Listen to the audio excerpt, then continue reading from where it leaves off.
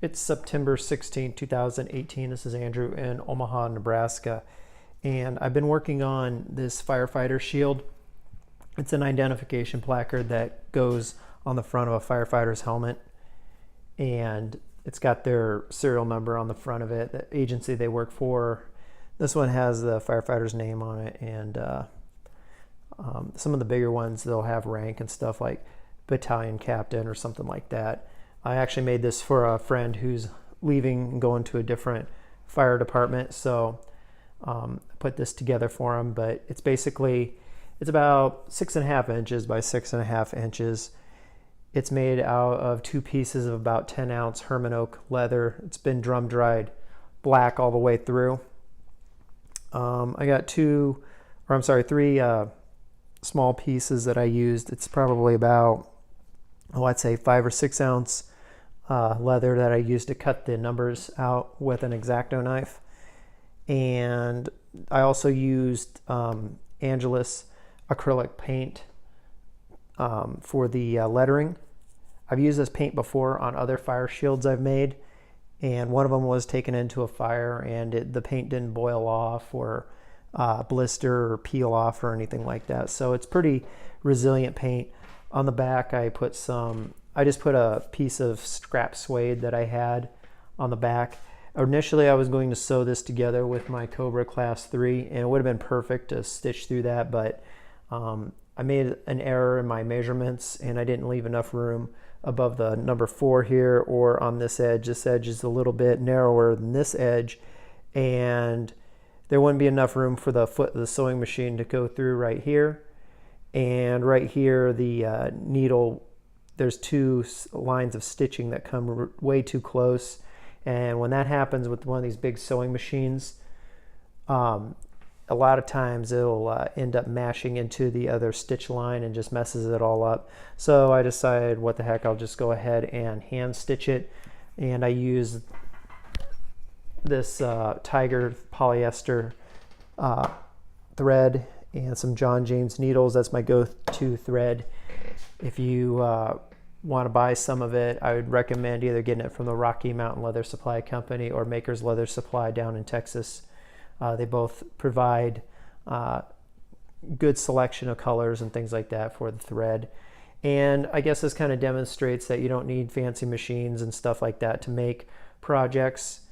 This project was made completely by hand, so if you have any questions on how to put these together, let me know and I'll try to answer them. So let's get started.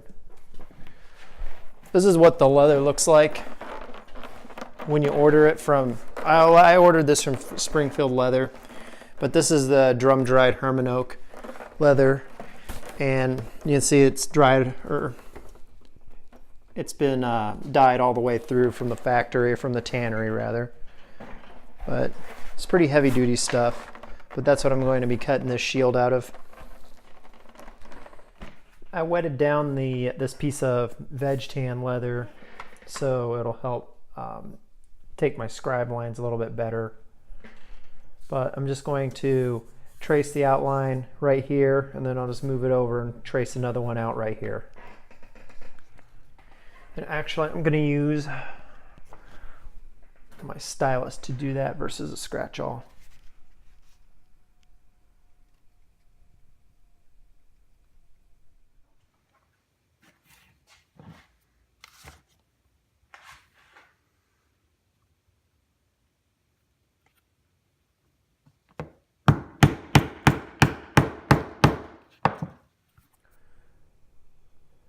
Now I went and punched the hole down at the bottom where this notch is on top, and it makes it a lot easier to come in here with a knife and cut this little notch out versus trying to go around this very tight corner with a craft tool knife. It's very difficult. So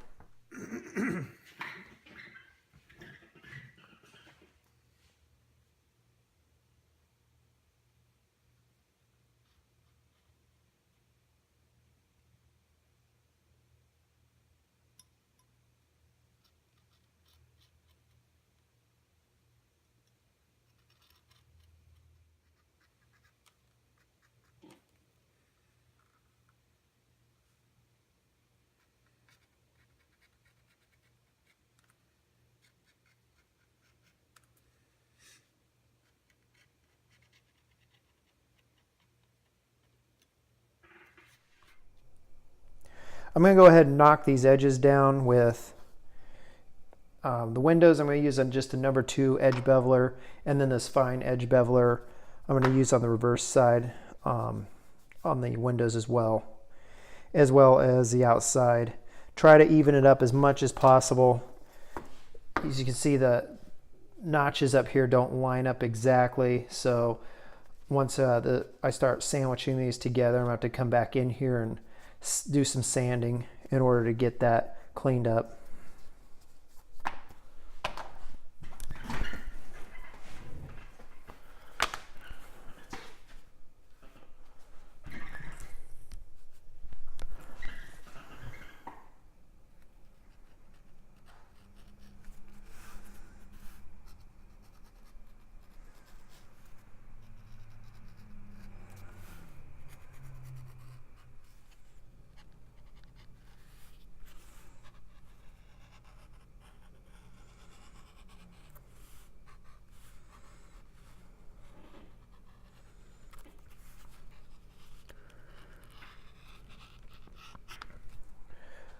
All right, I just traced my numbers onto this piece of veg tan leather. It's a lot thinner than the what the body of the shield will be made of, but I just wetted it down and then just traced over my numbers with my stylus, and then I'll just cut those out with my craft tool knife. Okay, so these are the numbers. I just finished cutting them out. The tools I used were the craft tool knife, this X-Acto knife, and the rotary cutter. It saves a lot of time if you try to use the rotary cutter on as many straightaways as you can. And I hold off on cutting them out completely. Or let me back up. Like this centerpiece of this number 4, I cut that out while the rest of the leather's still around it before I cut all the pieces out. The same thing with the inside of this too. Those are the first areas that you want to start cutting out. I apologize, I did not get that on camera, but you'll cut those parts out first while you have a stable working piece to hold on to, and then proceed to cut out the rest of the numbers. All right, I'm getting ready to wet down the back piece in order to stamp in the letters, and I just used the Tandy pen again, and I went in here and traced out the windows so I'll know exactly where they're located in regards to the corresponding piece. And then here's one of these 1/2-inch stamps that I'll use, and it'll fit down in between those lines. It'll just kind of go all the way around and across the bottom panel. Now I'm just doing a kind of a test fit, and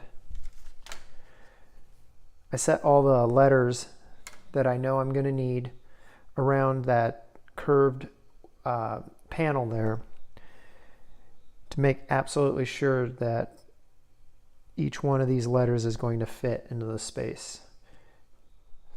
Now I'm going to use my arbor press to press the letters into the leather. This is just a cheap Harbor Freight arbor press. I think it costs like $39 or something on sale. And then I just have a little piece of metal here with a piece of plastic on top. I don't remember where I got that, but I just use that to place underneath or place the project on top of. All these little letters have an itty bitty little letter scribed here on the back side, and sometimes it's hard to miss, so you can very easily get your letters turned around. You got to watch that because you don't want to end up, and I've done it before, you don't want to end up stamping in a letter upside down or sideways.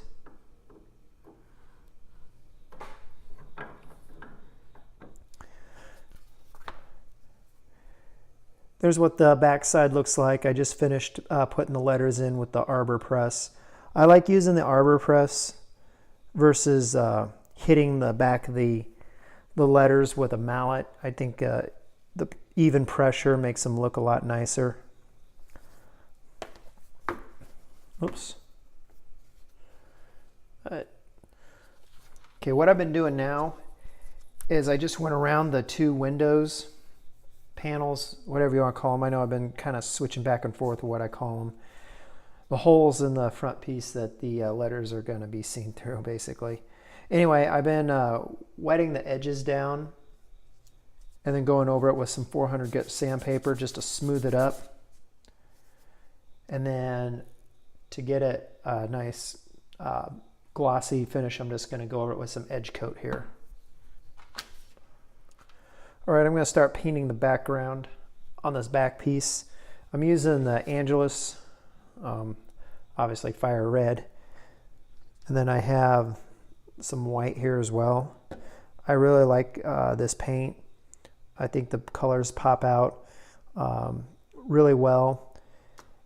And another thing about this paint, I've made other fire shields before. I have to see if I can find a picture of one.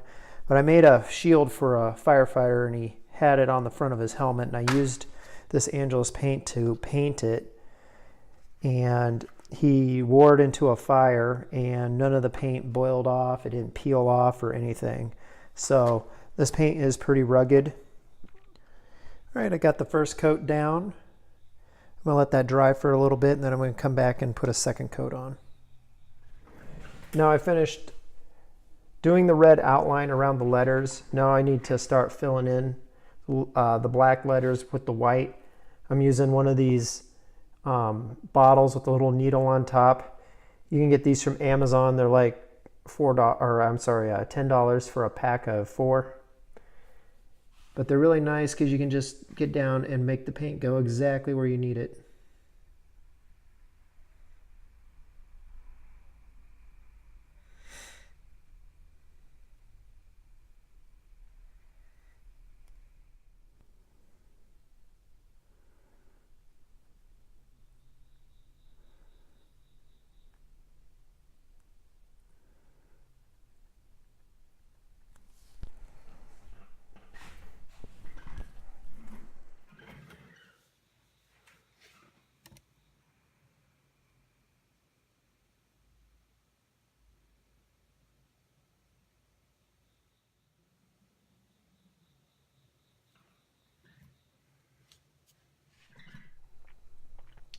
Now I just outlined the outside of the letter F there, and all the paint just dropped right into that little canal and turned out nice. Now I'm going to go around every single letter and repeat the process. The letters just finished drying, and they're not perfect because I did it all by hand, but it's a handmade piece, so it's not going to be perfect. It's the point. But you see how the outlines turned out well around all the letters. And I did have to go back and touch up a few spots. Like I said before, the white, the red, and the black all had to be touched up just a little bit. This is really stiff coming through, so got to use my needle nose pliers to pull the thread through. Just using this polyester tiger thread. This is my go-to hand sewing thread, and these John Janes needles. If you want to get some of these, you can buy them from either, I believe I got all these from the Rocky Mountain Leather Supply Company. I just finished stitching the numbers onto the front plate.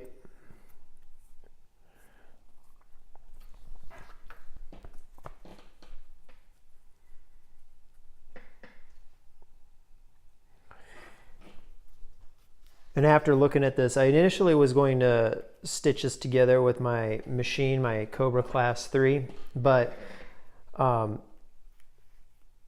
of the measurements aren't perfect on it, and I'm going to have some real issues coming around here.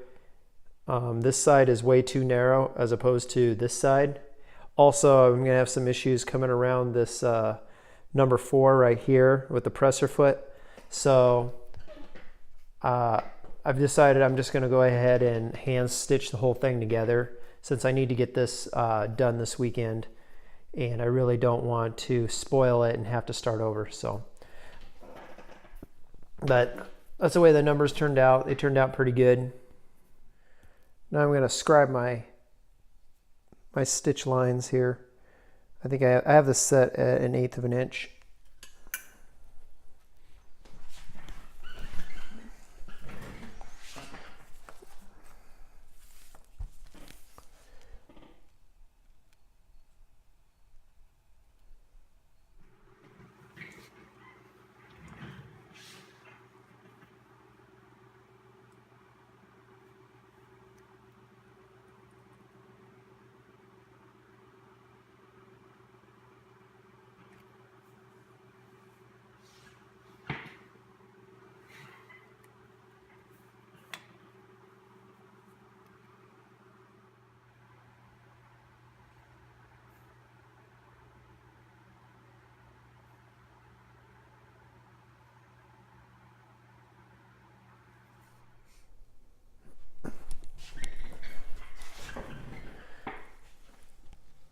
Now I'm going back around my holes and I'm just making a little indentation into the piece below so I can take it off and then drive the holes through.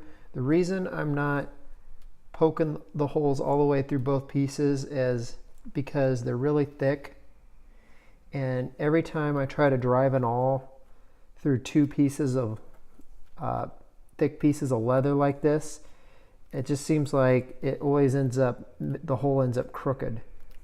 And it might look straight on one side, but then when you flip it over the other side, it looks all crooked. So it takes a little bit extra work, but I think it turns out a nicer product in the end. All right, before I start punching the holes through the back side, I'm going to finish the back side. I like to put something back there, whether it's a very thin, smooth piece of veg tan leather, or in this case, I have a scrap piece of black suede that'll work just fine. But I want to glue that on to the back of this before I punch the holes, so I can punch the holes through both the suede and the leather at the same time. And I'll just tack it on the back with some of this barge cement.